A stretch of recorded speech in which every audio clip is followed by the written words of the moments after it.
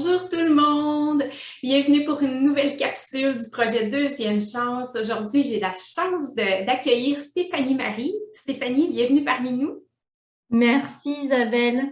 Merci beaucoup de prendre ton temps et de bien vouloir nous apporter ton témoignage inspirant aujourd'hui. J'aimerais tout d'abord commencer pour que tu me dises où est-ce que tu en es maintenant, quel est ton univers, quel genre de femme es-tu aujourd'hui en 2021? Ouais, alors déjà, merci à toi pour l'invitation. C'est vraiment un plaisir pour moi d'être avec toi. Puis c'est un plaisir de pouvoir partager effectivement un peu une histoire de vie, une tranche de vie en tout cas, parce que je trouve que c'est important, on en parlait en off tout à l'heure, c'est important de pouvoir partager ce genre de choses pour pouvoir aider aussi d'autres personnes à opérer des changements, etc. Alors, qui je suis aujourd'hui? Moi, aujourd'hui, je suis thérapeute. J'accompagne en fait j'ai plusieurs publics.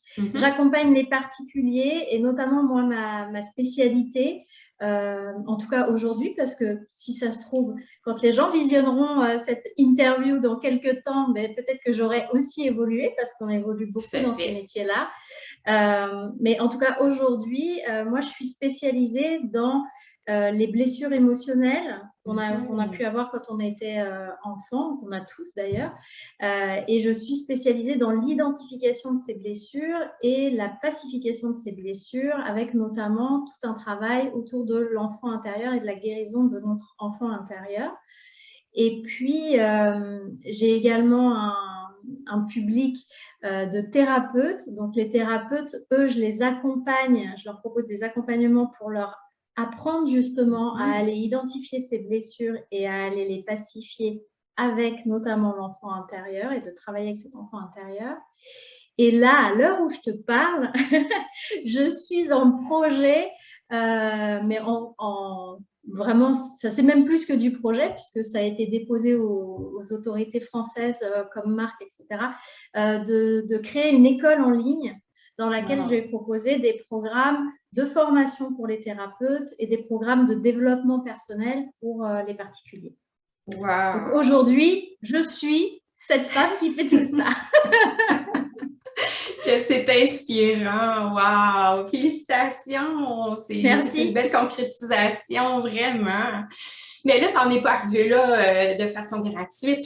Parle-moi donc de la Stéphanie d'il y a 10 ans environ ou avant tes événements basculent, s'il te plaît. Ouais. Mais la Stéphanie d'avant, c'était... elle était sympa aussi, hein, la Stéphanie d'avant.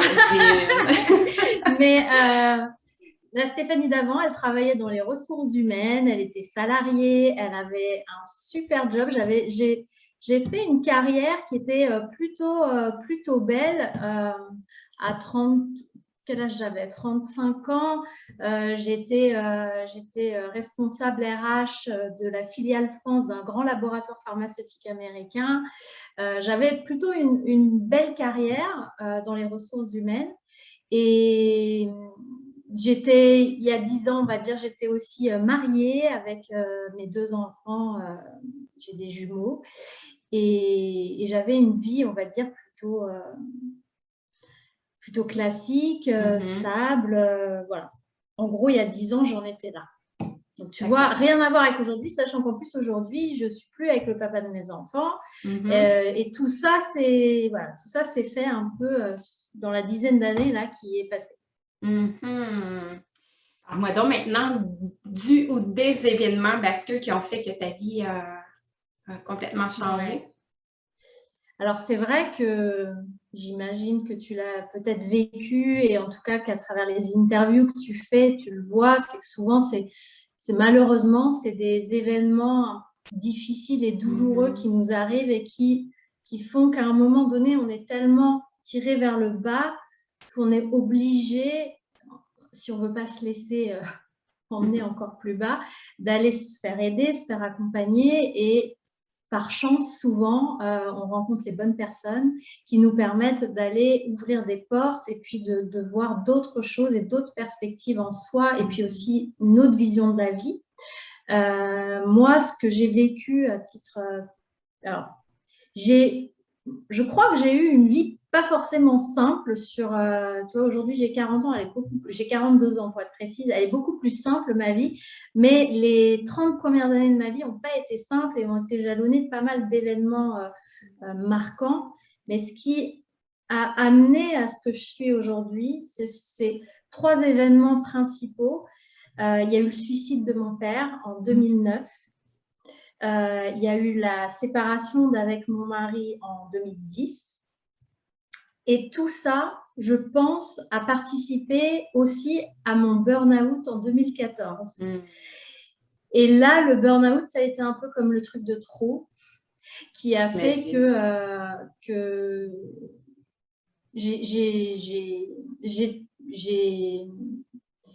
j'ai décidé qu'il fallait que je fasse un travail sur moi, que j'aille, parce que de toute façon, je voulais pas retourner, je me voyais pas retourner faire ce que je faisais dans ma vie professionnelle.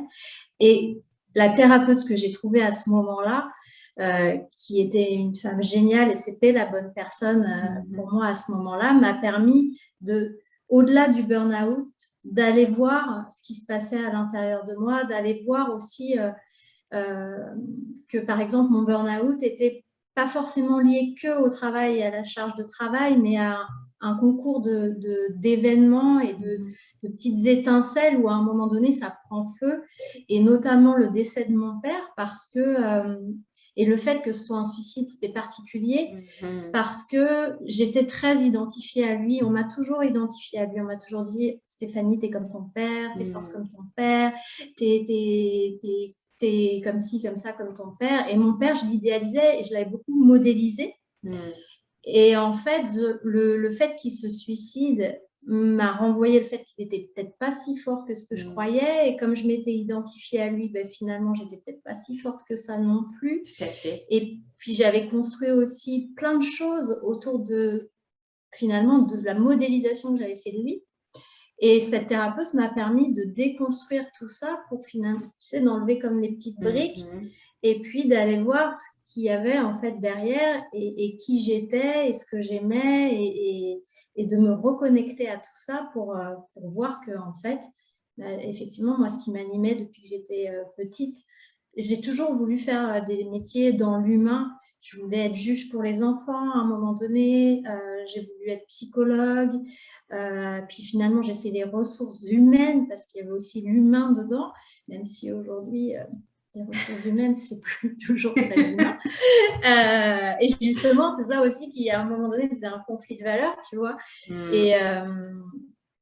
Et donc, j'ai pu me reconnecter à cette envie que j'avais d'être dans l'humain et puis progressivement, voilà, de sortir de ça et puis de me diriger vers autre chose pour ma vie. Wow, c'est fascinant comme parcours. Mais la thérapeute t'a vraiment aidé à te reconnecter à qui tu étais, à découvrir la vraie Stéphanie. Mais à partir de là jusqu'à aujourd'hui, est-ce que tu as vécu des peurs particulières? Oh mon Dieu, oui. Oh mon Dieu, oui. Quand on fait ce genre de changement de vie, mais je crois que ce soit personnel ou professionnel. En plus, je l'ai vécu pareil avec la séparation avec le papa de mes enfants. C'est moi qui suis partie, mais toutes ces décisions de changement, elles provoquent des peurs énormes. Je l'évoquais l'autre jour dans un live que je faisais. Je crois que la peur qui a été... il y a la peur financière. Bon, ça, c'est sûr, c'est certain. Mais la peur, pour moi, qui a été charnière dans le sens où quand j'ai réussi à la faire sauter, c'est ça qui m'a permis de passer à l'action, c'est cette croyance, enfin, cette peur de me tromper, mais surtout la croyance que j'avais, c'était que, tu sais, comme si là où tu es, t'es dans un cercle et qu'en fait, quand tu décides de sortir de ce cercle, j'avais comme la croyance que c'était impossible de revenir dedans. Qu'en fait, tu vois, il y avait des barrières, comme si une fois que tu passais, tu prenais cette décision, tu ne pouvais plus revenir. Et donc, forcément, ça fait peur parce qu'on se dit, mais il ne faut pas que je me trompe. Et justement, cette thérapeute avec qui je travaillais m'a beaucoup aidée pour prendre conscience, puis vraiment de le passer du mental au corps pour l'intégrer, que non, en fait, on peut changer de chemin, on peut sortir du cercle et on peut aussi s'apercevoir à un moment donné que finalement, on a changé d'avis, on a envie de revenir là où on était ou de faire quelques pas en arrière. Et c'est OK, c'est possible. Et quand j'ai pris conscience que je pourrais toujours revenir faire des ressources humaines si jamais je le voulais, ça m'a beaucoup rassurée, ça m'a permis de faire sauter cette peur qui m'empêchait de passer à l'action. Et tu vois, aujourd'hui, ça fait 5 ans que je fais ce métier-là. Je reste persuadée que si je voulais retourner faire des ressources humaines aujourd'hui, je pourrais encore et je serais encore recrutée. Alors peut-être je n'aurais pas tout de suite le même job, avec le même niveau de responsabilité, peut-être qu'il faudrait que je redescende un petit peu, mais je pense que je pourrais tout à fait y revenir, que ce que j'ai fait depuis 5 ans en plus aurait du sens, parce que tout finalement a du sens dans ce qu'on fait. Mais oui, tout à fait. Et on utilise aujourd'hui, j'utilise aussi tout ce que j'ai appris moi dans ma précédente vie professionnelle, dans ce que je fais actuellement. Et je crois que voilà, tout peut toujours s'imbriquer et oui, être porteur de sens. Mais ça a vraiment été, il y a effectivement cette peur financière, je crois que c'est la peur que beaucoup de personnes qui ont envie de changer de vie ont. Quitter un conjoint, ça fait peur parce que financièrement, il n'y a plus de salaire, que peut-être on va se retrouver dans un petit appartement alors qu'on était dans une maison, il y a le confort matériel. Mais je crois que les peurs fondamentales, c'est vraiment, enfin, en tout cas, moi, ça a été cette peur de si je me trompe, en gros, je vais mourir, quoi. Mais en fait, non. Tout à fait. Parce qu'on prend des portes, mais on peut revenir en arrière, on peut faire des pas, je crois que la vie, c'est... Après, c'est tout le chemin aussi, mais la vie, on est là pour l'expérimenter et pour jouer avec et s'amuser, prendre du plaisir. Et parfois, on va dans une direction, puis on change. C'est pour ça que tout à l'heure, je te disais, voilà ce que je fais aujourd'hui, mais peut-être que quelqu'un qui va regarder la vidéo dans 6 mois, dans 1 an, dans 2 ans, elle fera plus du tout la même chose, Stéphanie. Oui, tout à fait. Mais oui, absolument. Et c'est OK. Oui, bien, en fait, c'est ça la vie, le changement. On est là justement, comme tu disais, pour expérimenter. Puis qu'on prenne à gauche ou à droite, l'essence de ce qu'on est va demeurer la même. Donc, c'est pas quelque chose qu'on va perdre en cours de route aussi. C'est ça. À quoi est-ce que tu attribues ton succès dans ton parcours?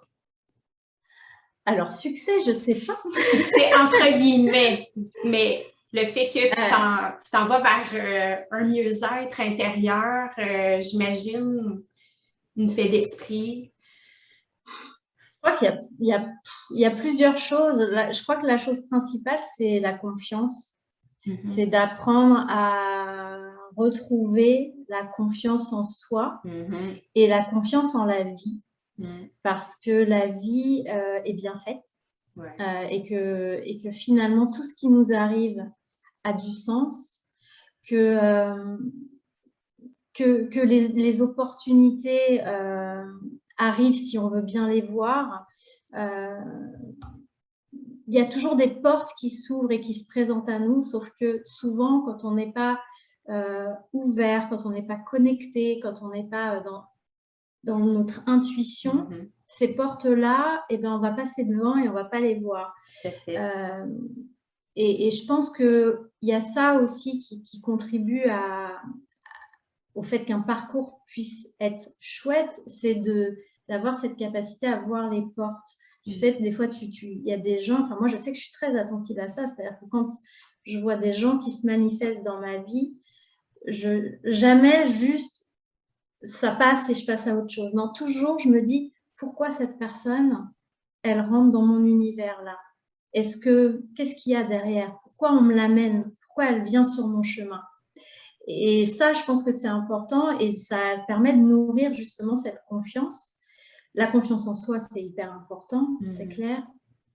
Et ça passe aussi par l'investissement en soi. Tu sais, souvent, les gens ont peur d'investir de l'argent, notamment dans des formations, dans des accompagnements avec des thérapeutes ou avec des coachs.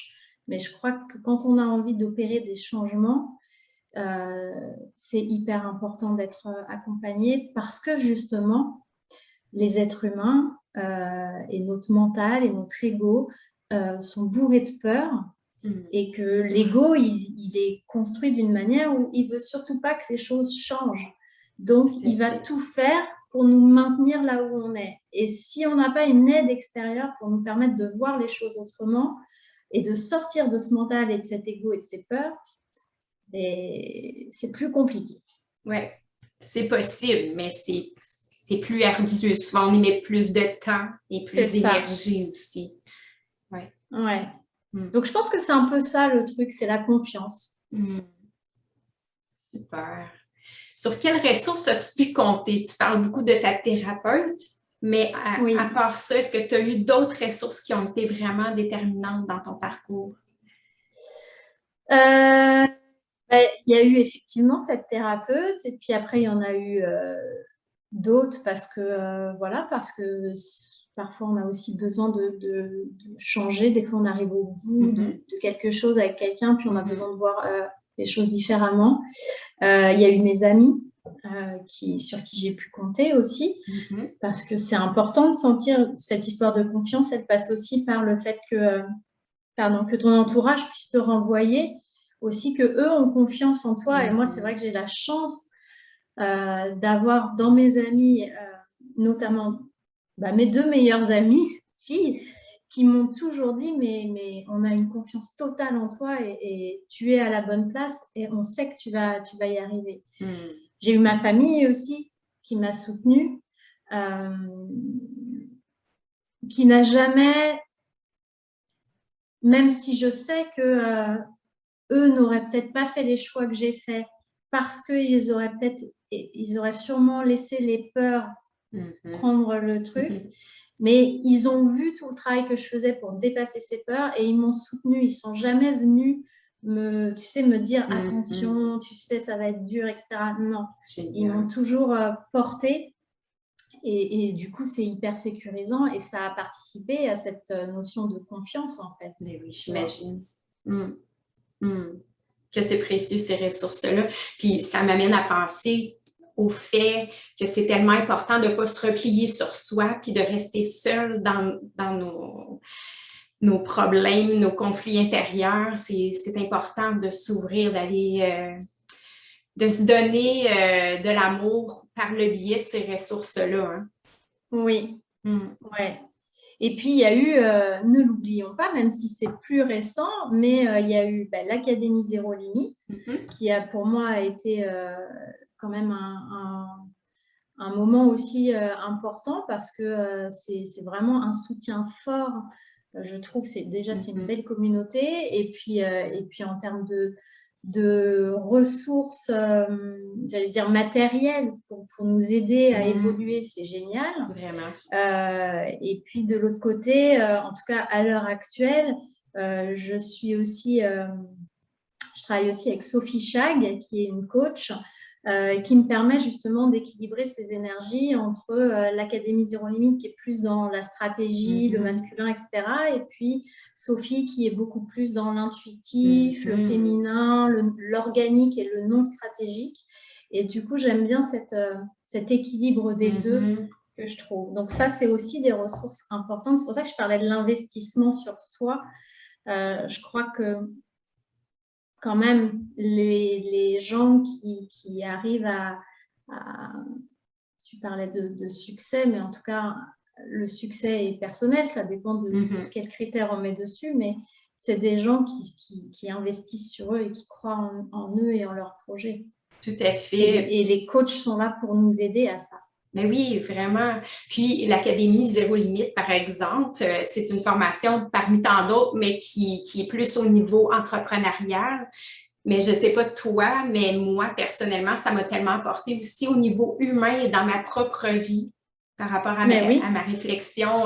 Donc, investir, même si ce n'est pas nécessairement l'objectif premier est au niveau du travail personnel, ça peut quand même déteindre sur notre vie personnelle. C'est important. Ouais. Quelle qualité as-tu développée au fil de ton parcours, selon toi?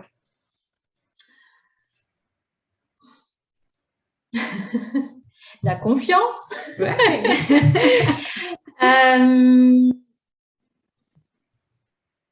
La confiance. L'intuition, ce que je te disais tout à l'heure, l'intuition et la connexion à moi, mais aussi au monde. Et alors là, c'est un peu peut-être plus spirituel, mais cette connexion, oui, à l'énergie et à l'univers et à tout ce que la vie peut nous apporter qu'on ne voit pas si on n'est pas justement dans cette connexion. Et tout est tellement plus fluide quand on arrive à voir toutes ces choses et à suivre le flot en fait de ce que la vie nous amène. Et ouais, je dirais que ça, c'est une qualité que j'ai développée et où j'ai pris le temps aussi de prendre le temps de ressentir, de travailler dessus pour être de plus en plus connectée. Et je le fais toujours d'ailleurs, parce que je trouve que c'est hyper important. Mais oui, la confiance, ça c'est sûr. Et puis la résilience, c'est-à-dire aussi quand on vit des choses qui sont plus difficiles, de se dire que de toute façon, ces choses-là ont du sens et qu'elles viennent pour nous apporter soit une rectification à faire en nous disant « Ok, là, c'est pas le bon chemin, il faut que tu prennes autre chose. » Et donc, c'est une super opportunité. Soit c'est juste qu'il y a eu comment dire, un choix qui était peut-être pas le bon, une mauvaise porte qui a été prise, et puis c'est pas grave, on va en prendre une autre. Tout à fait. Et quand on va dans l'entrepreneuriat, je crois que c'est fondamental. Et ça, c'est vraiment un truc qu'il faut travailler, c'est de ne plus voir les choses comme des échecs. Quand ça marche pas, c'est pas un échec. C'est j'apprends, je vais aller essayer autre chose, mais ça, c'est hyper important, je crois. Vraiment, oui. Moi, la façon que ça m'est amené, ma réflexion en est venue à prendre ça un peu comme un jeu, de faire des expérimentations, ça fonctionne pas, on se réajuste, puis comme tu dis, d'y aller vraiment beaucoup plus par l'intuition. Quand on écoute nos ressentis, souvent, oui. La vie contribue, puis l'univers contribue, puis ça fait que ça fonctionne bien. De toute façon, comme tu dis, on en retire toujours quelque chose, donc rien n'arrive pour rien. Non, ça c'est clair. Tout. Moi, c'est ce que mon parcours de vie m'a appris, c'est que tout a du sens. Tu vois, aujourd'hui, peut-être que certaines personnes ne vont pas comprendre ce que je dis, mais pour moi, le suicide de mon père a eu du sens. Il n'est pas arrivé pour rien et il m'a apporté énormément, même si ça a été, je pense, la pire épreuve de ma vie. Enfin, j'ose espérer qu'il n'y en aura pas d'autres pires. Mais en tous les cas, ça m'a apporté tellement que j'ai une forme de gratitude pour cet événement-là aussi.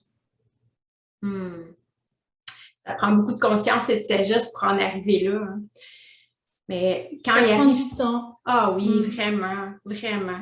Ben, en tout cas, bravo à toi pour ce parcours-là parce que il y a souvent des événements moins dramatiques qui peuvent nous arriver. Puis quand ça nous arrive sur le coup, c'est un peu la panique, la résistance, la grande résistance. Puis quand on laisse juste la poussière retomber, ben c'est là. Souvent qu'on voit que tout prend son sens, puis tout a une signification. Bravo, vraiment, d'avoir non seulement pu faire la paix, en quelque sorte, avec cet événement-là, mais d'avoir pu en retirer quelque chose de positif.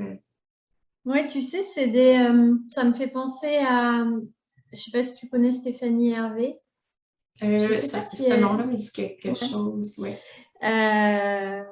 Stéphanie Hervé, qui a perdu un enfant, parle du décès de son enfant comme d'un cadeau mal emballé. Et c'est exactement ça, c'est-à-dire qu'à un moment donné, toute épreuve, aussi difficile soit-elle, a du sens et peut amener, et je pense que c'est même le sens que ça a à la base, encore une fois, je reviens sur quelque chose de plus spirituel, mais je pense que tout ce qui nous arrive n'arrive pas par hasard. Et Stéphanie le dit très bien, c'est que finalement, ça l'a amené à des choses très belles derrière. C'est pas quelque chose qu'on souhaiterait à la base, mais après, on peut voir que ça avait du sens. Voilà. Et on l'accepte. Oui, c'est ça. Exact.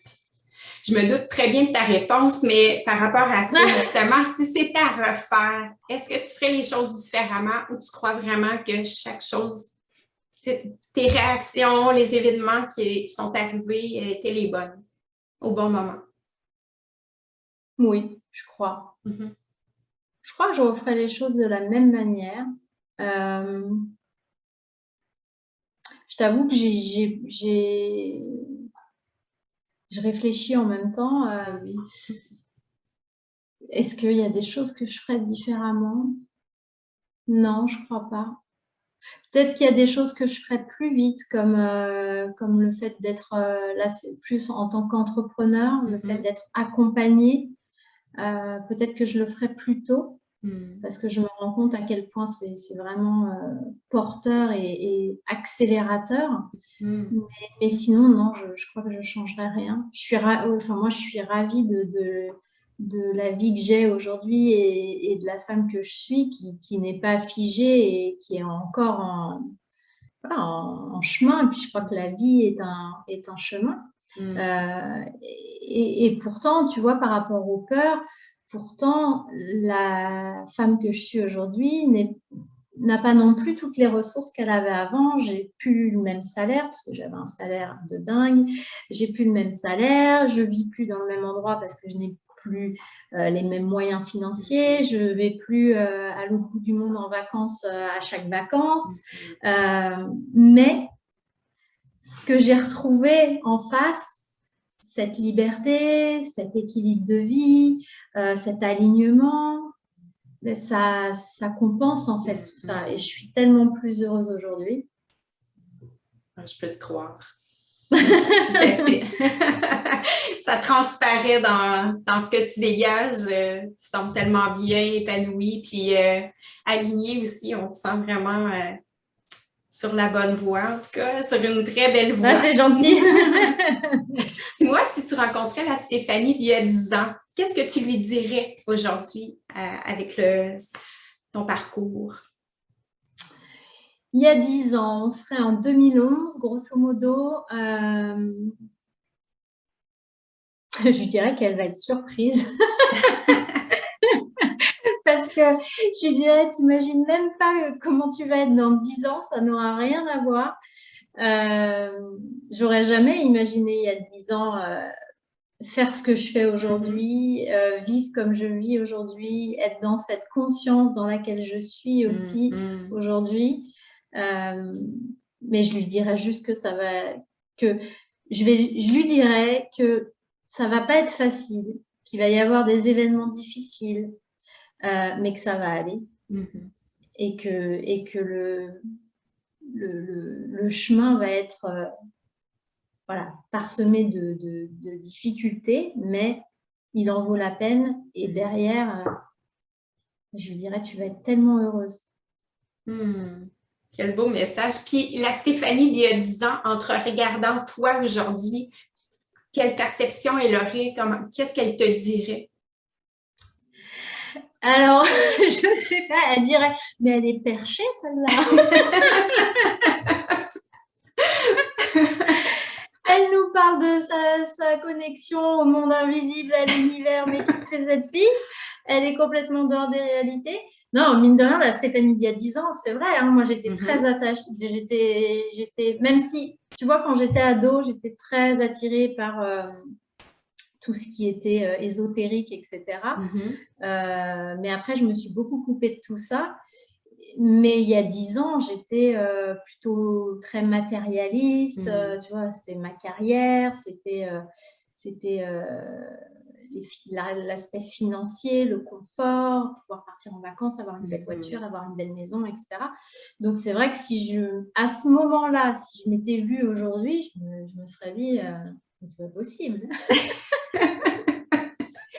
Mais en même temps, je pense que je me serais dit aussi, waouh, elle a l'air bien, elle a l'air libérée en fait.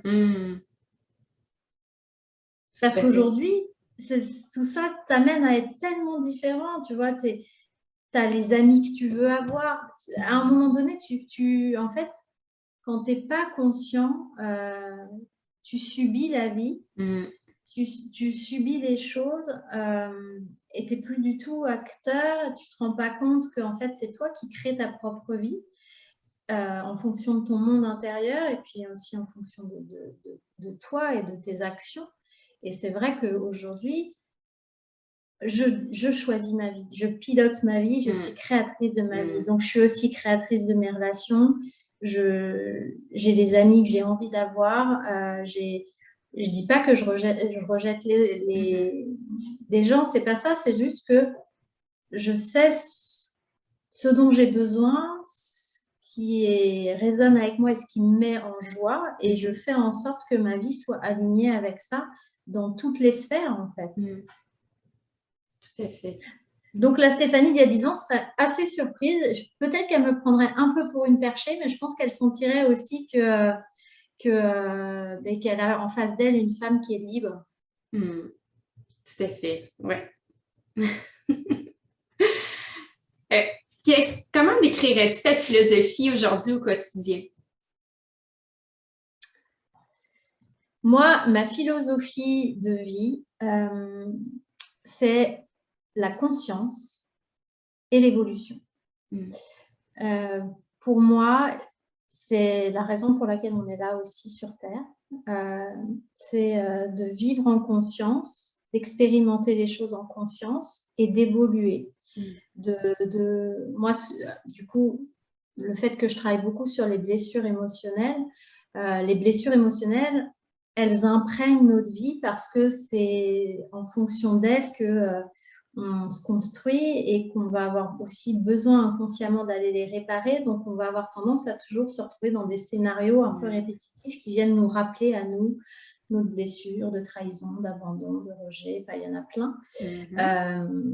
Et le fait déjà de mettre de la conscience dessus te permet de comprendre pourquoi tu vis les choses. Donc, déjà, ça change beaucoup la perspective et ton rapport émotionnel aux événements.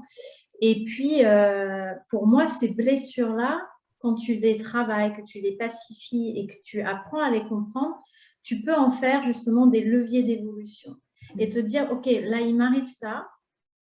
OK, ça me rappelle ma blessure. Je vois bien le lien. Comment je peux faire pour évoluer maintenant à travers ça? Et c'est un peu ça aujourd'hui ma philosophie. C'est vivre en conscience et vivre en évolution. Merveilleux.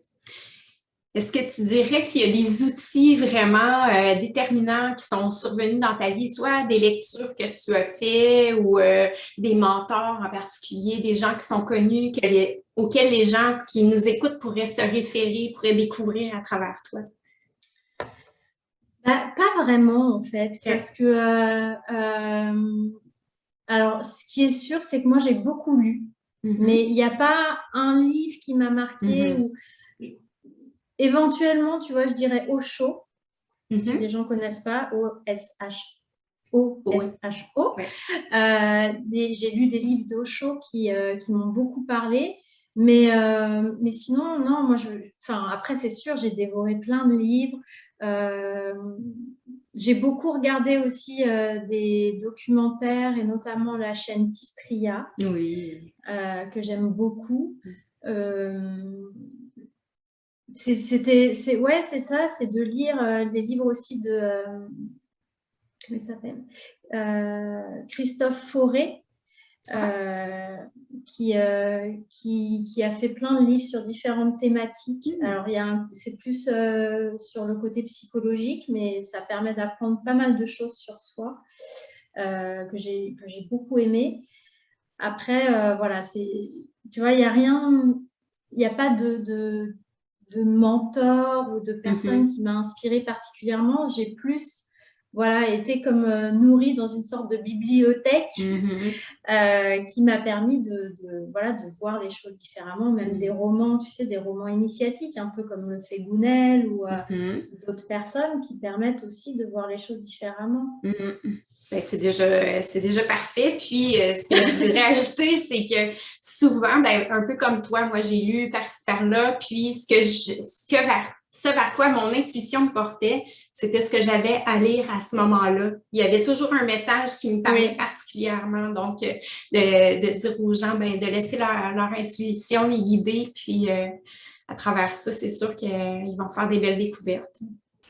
Ouais. Merci pour tes idées. C'est intéressant. Tu vois, il y en a même que je ne connaissais pas moi-même. Donc, d'accord. Est-ce que tu aurais un conseil en particulier à donner aux femmes qui nous écoutent présentement?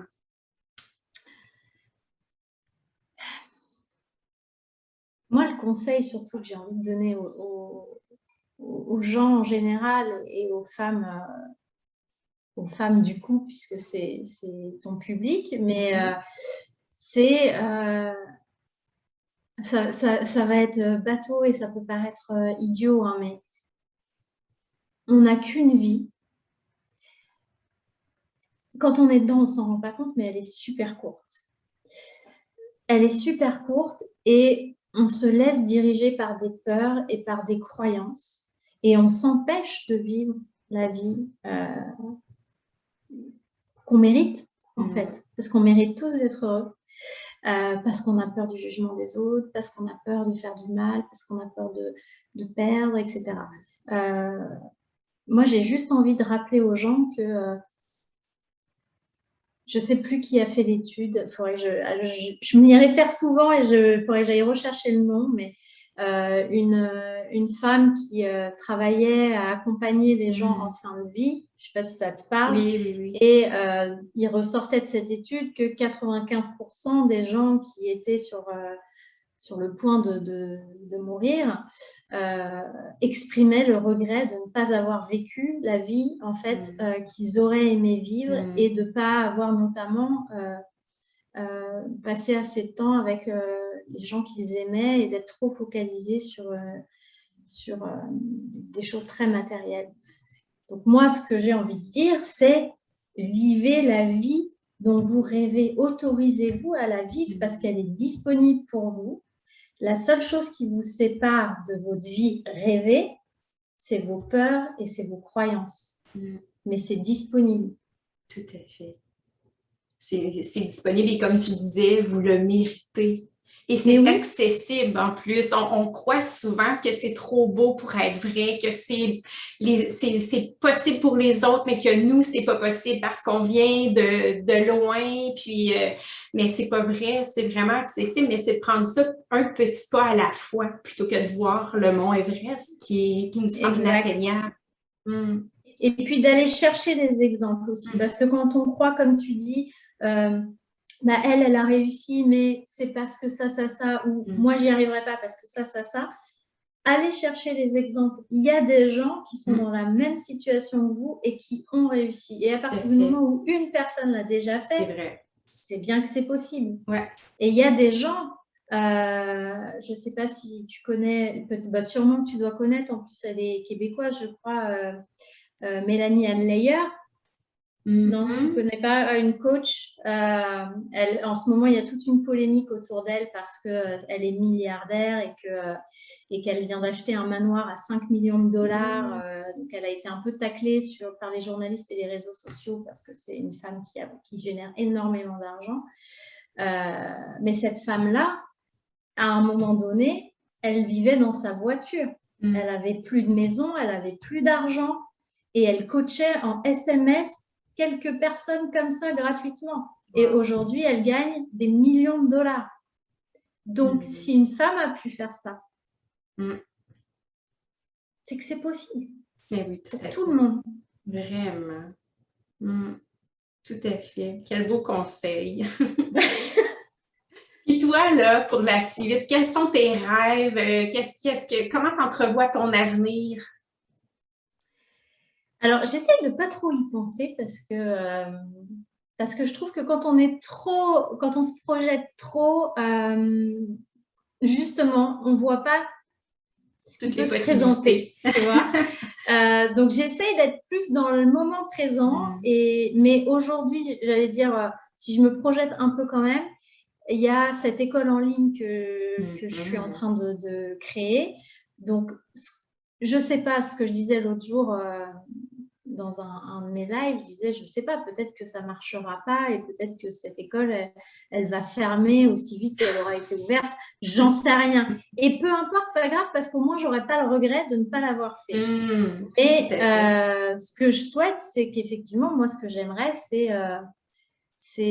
que ça marche, voilà, que ce soit une école qui, à un moment donné, ait un certain nombre d'élèves.